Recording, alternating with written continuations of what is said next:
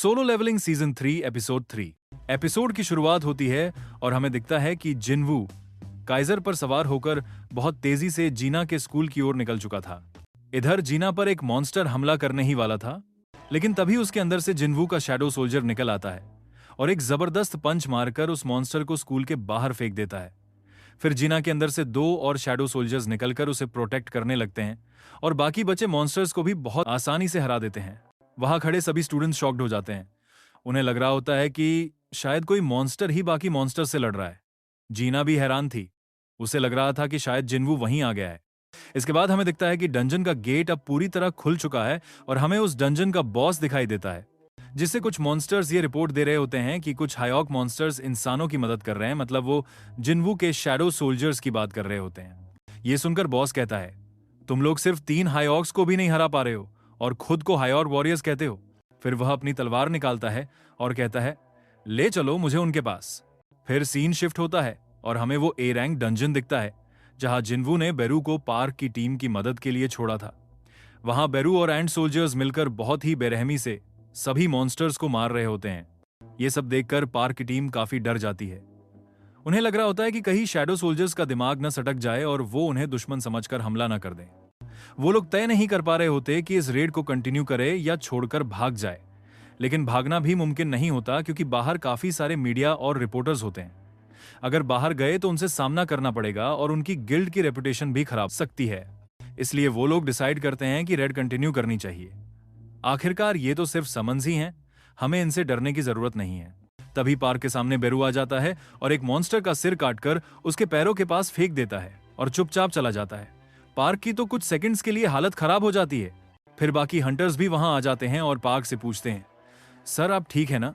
फिर वो पूछते हैं, क्या हमें इन एंड्स को फॉलो करना चाहिए? इस पर पार्क कहता है, पहले ये देखो उसने जो सिर काट कर दिया है वो एक हाई रैंक नाइट का है जिसे मारने में हमें बहुत मुश्किल होती, लेकिन उसने 1 सेकंड में ही मार दिया। पार्क बताता है कि हाई रैंक मॉन्स्टर्स के अंदर मैजिक कोर होता है जो बहुत महंगा होता है और हमें ये बिना किसी मेहनत के मिलने वाला है, वो भी बहुत सारा। फिर वो पूछता है, तो क्या अब भी तुम लोग इस रेड को छोड़ना चाहते हो? वो इतना बोल ही रहा होता है कि बाकी हंटर्स उसे वहीं छोड़कर शैडो सोल्जर्स को फॉलो करने लगते हैं बिना किसी ऑर्डर के और उल्टा पार्क से कहते हैं, सर आप क्या कर रहे हो? जल्दी चलिए नहीं तो पीछे रह जाओगे। बेचारा पार्क सोचने लगता है, क्या ही लालची टीम मेंबर्स मिले हैं मुझे। इसके बाद सीन वापस जीना के स्कूल पर शिफ्ट होता है और हमें दिखता है कि आखिरकार डंजन का बॉस जिनवू के शैडो सोल्जर्स के सामने आ चुका है। बाकी मॉन्स्टर्स उसके लिए चीयर कर रहे होते हैं। फिर वो अपनी तलवार से अटैक करता है जिनवू के शैडो सोल्जर पर, लेकिन सोल्जर उसकी तलवार को ब्लॉक कर लेता है। यह देखकर बॉस इंप्रेस हो जाता है और कहता है, मानना पड़ेगा तुमने मेरी शॉट ब्लॉक कर दी, लेकिन अभी भी तुम बहुत वीक हो। इतना कहकर वह जिनवू के शैडो सोल्जर को बीच से काट देता है, लेकिन वह नोटिस करता है कि वो फिर से रिजनरेट हो रहा है। यह देखकर वह सोचने लगता है, क्या ये कोई स्पेल है? और फिर बार बार उन सोल्जर्स को काटने लगता है, लेकिन वो हर बार रीजनरेट हो रहे थे। वो बॉस उन्हें 1000 बार काट चुका था, लेकिन फिर भी हर बार वापस आ जाते थे। उसके दिमाग में बार बार कमांड आ रहा था, ह्यूमंस को मारो, ह्यूमंस को मारो, लेकिन वो खुद ही इन मॉन्स्टर्स में उलझा हुआ था। अब वो पूरी तरह फ्रस्ट्रेटेड हो चुका था। माइंड की आवाजों से उसका सिर लिटरली फटने वाला था। उसने सोचा, जल्दी से ये फाइट खत्म करनी होगी। तभी उसे समझ में आता है कि ये लोग किसी मैजिक से कंट्रोल हो रहे हैं। तो फिर सीधा प्लान, जो कंट्रोल कर रहा है उसे ही खत्म कर दो। एक बार वो गया तो ये सब अपने आप मर जाएंगे। और फिर वो सीधे जीना की तरफ बढ़ता है, लेकिन तभी जिनवू के शैडो सोल्जर्स उसे घेर लेते हैं। बॉस अपने ऑर्क्स को ऑर्डर देता है, इन पर लगातार अटैक करो। जब ये रीजनरेट होते हैं उस वक्त ये पावरलेस होते हैं। अब सारे हाई ऑर्क्स मिलकर उन तीनों शैडो सोल्जर्स को घेर लेते हैं और इसी बीच बॉस मौका देखकर जीना पर हमला कर देता है। वो जीना का सिर पकड़कर उठा लेता है और कहता है, तुम ही इन्हें कंट्रोल कर रही हो, मैं तुम्हारे अंदर मैजिक सेंस कर सकता हूं। और जैसे ही वो जीना को मारने वाला होता है, तभी एक बहुत ही स्ट्रांग ऑरा उसकी तरफ तेजी से आती है। इतनी जबरदस्त कि बॉस के हाथ पैर कांपने लगते हैं। डर के मारे वो जीना को छोड़ देता है। वो ऊपर देखता है, कुछ आ रहा है, बहुत तेज और बहुत गुस्से में। फिर एक जोरदार ब्लास्ट होता है, चारों तरफ स्मोक फैल जाता है और तभी जिन्हा को महसूस होता है कि किसी का हाथ उसके सिर पर है। वो धीरे धीरे ऊपर देखती है और वहां जिनवू खड़ा होता है। जिनवू मुस्कुराकर कहता है, तुम अब सेफ हो। धुआं हटता है और बॉस देखता है कि सामने कोई बहुत ही पावरफुल इंसान खड़ा है, गुस्से में, शांत, लेकिन खतरनाक। बॉस बोलता है, मैं रेड ब्लड क्लैन का लीडर हूं, लेकिन जिनवू उसे बीच में ही टोक देता है। उंगली उसकी तरफ करके कहता है, चुप रहो और शांति से वहीं खड़े रहो। मतलब भाई, इतनी बेइज्जती। सीन इतना जबरदस्त था कि सच में गूज़बम्स आ जाते हैं। अगर आपको भी आए हैं तो कमेंट में जरूर बताना। ये देखकर बॉस मॉन्स्टर समझ जाता है कि जिन्वू को हमारे सवालों के जवाब देने में कोई इंटरेस्ट नहीं है, इसलिए वो अपनी आर्मी को ऑर्डर देता है, अटैक हिम। सारे मॉन्स्टर्स एक साथ जिन्वू की तरफ बढ़ते हैं। उनमें से एक मॉन्स्टर को तो जैसे जल्दी मरने की जल्दी थी, वो सबसे पहले जिन्वू पर अटैक करता है, लेकिन जिन्वू उसकी उंगलियां घुमा के तोड़ देता है। फिर उसका हाथ पकड़ के पूरे जोर से 360 डिग्री घुमाकर जमीन पर पटक देता है। इसके बाद उसे घसीटते हुए ले जाता है और अपने पैर से उसका सिर मसल देता है चींटी की तरह। मतलब भाई साहब, इतनी बुरी तरह कौन मारता है? जिन्वू का गुस्सा देखने लायक था। मुझे नहीं लगता कि मैंने जिन्वू को इससे पहले कभी इतना गुस्से में देखा है। अगर आपको कोई ऐसा सीन याद है जिसमें वो इससे भी ज्यादा गुस्से में था तो कमेंट में जरूर बताना। इसके बाद बाकी मॉन्स्टर्स की तो फट जाती है, लेकिन फिर भी वो सब एक साथ मिलकर अटैक करते हैं, लेकिन बस 1 सेकंड में। हाँ, सिर्फ 1 सेकंड में जिन्वू उन सबका काम तमाम कर देता है। अब पूरे डंजन में बस बॉस बचा होता है। सब कुछ इतना फास्ट होता है कि बॉस भी कंफ्यूज हो जाता है। ये बंदा 1 सेकंड में मेरी पूरी आर्मी को कैसे मार सकता है? उसकी तो लिटरली फटके चार हो जाती है। फिर जिन्वू बिना टाइम वेस्ट किए बॉस मॉन्स्टर का सिर पकड़कर दीवार में दे मारता है और गुस्से में पूछता है, तुम लोग इंसानों को क्यों मारते फिरते हो? क्या मिलता है तुम्हें उन्हें मारकर? बॉस जवाब देता है, हमारे दिमाग में कंटिन्यूसली एक आवाज आती है जो कहती है कि ह्यूमंस को मारो। जिन्वू बोलता है, अच्छा, तो फिर जब मैं सामने खड़ा हूं तो तुम्हें आवाज क्यों नहीं आ रही? बॉस की तो सारी हेकड़ी निकल जाती है। वो बस कहता है, प्लीज मुझे माफ कर दो। जिन्वू कहता है, पहले मेरे सवालों का जवाब दो। क्या तुम्हें मुझे मारने के लिए भी वही आवाज कहती है? मॉन्स्टर बार बार बस माफी मांग रहा होता है। फिर जिन्वू अपना टाइगर समन करता है और बोलता है, मुझे पहले से ही लग रहा था कि तुम्हारा दिमाग मुझे ह्यूमन नहीं समझता, लेकिन अब ये मैटर नहीं करता। मैं तुम्हें माफ कर दूंगा, लेकिन ये मत समझना कि मेरे माफ करने के प्रोसेस में तुम्हें कोई दर्द नहीं होगा। इतना बोलकर जिन्वू उसे मार देता है। अब सीन शिफ्ट होता है ए रैंक गेट में, जहां नाइट गिल्ड वाले बरू की मदद से तेजी से डंजन क्लियर करते हुए बॉस रूम तक पहुंच जाते हैं। वहां उनका सामना होता है अनडेड आर्मी के बॉस से, और उसके साथ होते हैं 10 डेथ नाइट्स। पार्क को फील होता है कि वो बॉस क्लियरली एक एस रैंक हंटर के बराबर स्ट्रांग है। उधर पीछे से ज़ॉम्बी मॉन्स्टर्स भी लगातार आ रहे होते हैं, यानी अब बाहर निकलने का रास्ता भी बंद। एक हंटर अपनी स्किल से एक जादुई दीवार खड़ी करता है और कहता है, मैं इसे सिर्फ 5 मिनट तक रोक सकता हूं। नाइट गिल्ड की हालत खराब हो चुकी होती है, लेकिन तभी एंट्री होती है हमारे बेरू भाई की फुल स्वैग में। बॉस बेरू को देखकर शॉक्ड रह जाता है और कहता है, शैडो मोनार्क की पर्सनल शैडो आर्मी हम पर अटैक क्यों कर रही है? बरू जवाब देता है, क्योंकि हमारे किंग ने हमें चुना है। बॉस कहता है, ऐसा नहीं हो सकता, मैं खुद जाकर शैडो मोनार्क से बात करूंगा। लेकिन बेरू उसकी बातों को कंप्लीटली इग्नोर कर देता है और सीधा अटैक कर देता है। वो अपना हाथ उसके चेस्ट में घुसा देता है और कहता है, तू जिंदा रहेगा तब ना बात करेगा। इसके बाद वो बॉस के चेस्ट से एक क्रिस्टल निकालता है और उसे क्रश कर देता है। जैसे ही क्रिस्टल टूटता है, बॉस तुरंत मर जाता है और उसके साथ सारे डेथ नाइट्स और ज़ॉम्बी मॉन्स्टर्स भी खत्म हो जाते हैं। ये सब देखकर नाइट गिल्ड वाले भी शॉक हो जाते हैं। पार्क खुद भी कहता है, मुझे पता था कि बेरू स्ट्रांग है, लेकिन इतना ज्यादा स्ट्रांग है ये नहीं पता था। अगर ऐसा है तो शायद हंटर जिन्वू को डंजन के अंदर आने की जरूरत ही नहीं पड़ेगी। जिन्वू के समन्स ही अकेले डंजन को क्लियर कर देंगे। पार्क सोच रहा होता है कि इतने स्ट्रांग समन्स को कंट्रोल करने में बहुत ज्यादा माना लगता होगा, और जिन्वू के पास तो पूरी आर्मी है। इसका मतलब वो अकेला ही हमारी कंट्री के बड़े बड़े गिल्ड से भी ज्यादा स्ट्रांग है।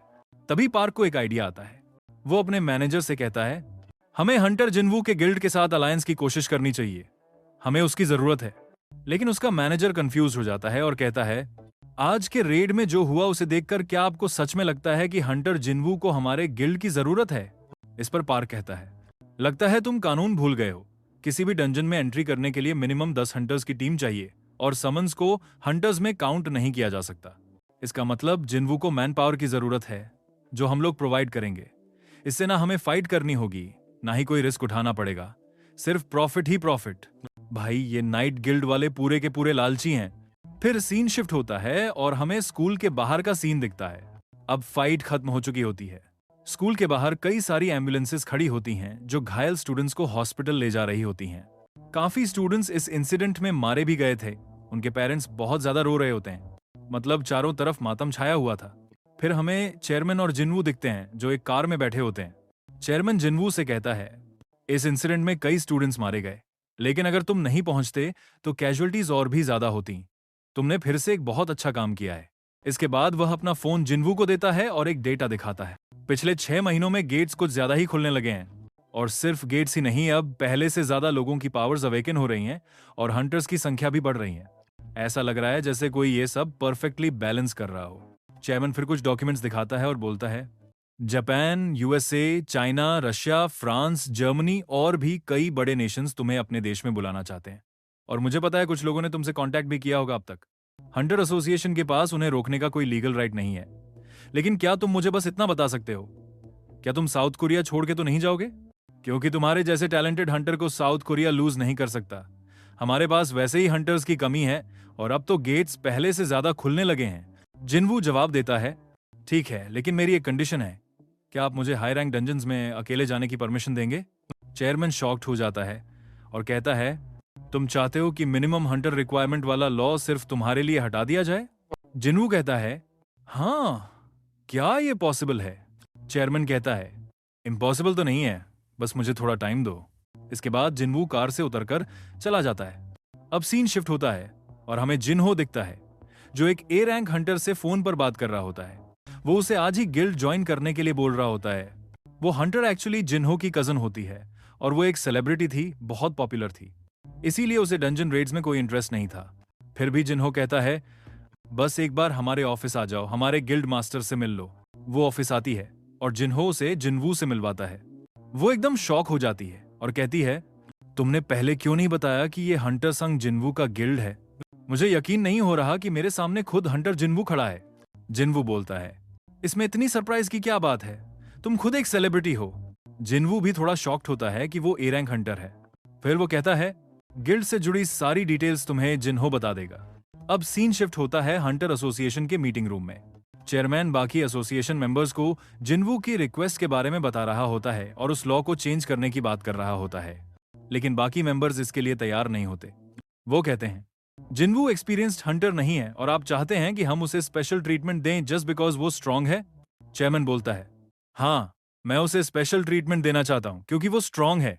अगर हमने उसका डिमांड फुलफिल नहीं किया तो कोई दूसरी कंट्री उसे ले जाएगी और हम फिर एक स्ट्रांग हंटर खो देंगे। लास्ट टाइम भी वैंग डोंगसू जैसे टैलेंटेड हंटर को अमेरिका वाले हमारे नाक के नीचे से ले गए थे। अगर हम इस बार भी वही गलती करते तो हंटर जिनवू को भी खो सकते थे। इसके बाद सीन शिफ्ट होता है और हमें दिखते हैं जिनवू और जिनचुल, जो एक गेट के अंदर जाने की तैयारी कर रहे होते हैं। उनके साथ कोई और नहीं होता, बस कुछ सोल्जर्स होते हैं। इसका मतलब ये था कि जिनवू को अब अकेले रेड पर जाने की परमिशन मिल चुकी थी।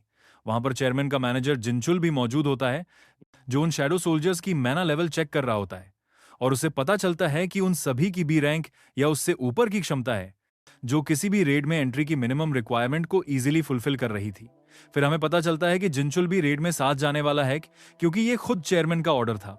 उसे कंफर्म करना था कि जिनवू का रेड सच में सेफ होता है और क्या जिनवू को सच में किसी हंटर की जरूरत नहीं है। जिनवू आराम से बोलता है, ठीक है, मुझे कोई दिक्कत नहीं है। फिर कुछ समय बाद डंजन के अंदर का सीन दिखाया जाता है, जहां जिनचुल अंदर की फाइट देखकर हक्का बक्का रह जाता है।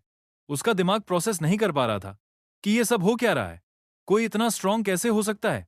वो ये सब जिनवू के शैडो सोल्जर्स को लड़ते हुए देख रहा होता है, और जिनवू ने तो अब तक कुछ किया भी नहीं था। उसके शैडो सोल्जर्स ही सारे मॉन्स्टर्स को मार रहे थे। जिनवू को तो एक उंगली उठाने तक की जरूरत नहीं पड़ी। फिर दिखता है कि कुछ एंड टाइप शैडो सोल्जर्स मरे हुए मॉन्स्टर्स को खा रहे हैं।